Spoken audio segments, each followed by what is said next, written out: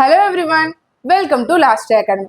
இந்த வீடியோல 10th standard maths exercise 1.3ல 9th sum தான் பார்க்க போறோம். இது ரொம்ப ஈஸியான sum. ஓகே, இங்க என்ன கொடுத்திருக்காங்க? Plane is flying at a speed 500 km per hour. Express the distance d traveled by the plane as a function of time in t hours ன்னு சொல்லி கொடுத்திருக்காங்க. அதாவது நம்ம டிஸ்டன்ஸை ஃபங்க்ஷன் ஆஃப் t-யா நம்ம எக்ஸ்பிரஸ் பண்ணி காட்டணுமா? பண்ணிடலாமா? இங்க given என்ன?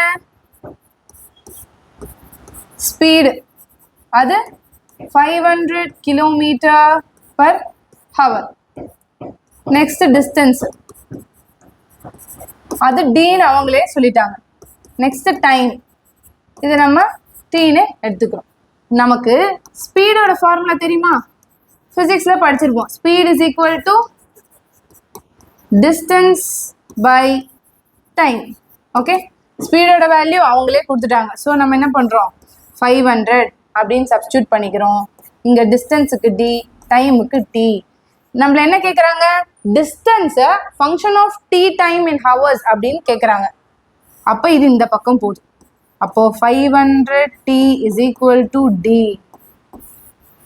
ஓகேங்களா? அப்போ f of t என்ன? 500t அப்படின்னு மென்ஷன் நாம இங்க பண்றோம்.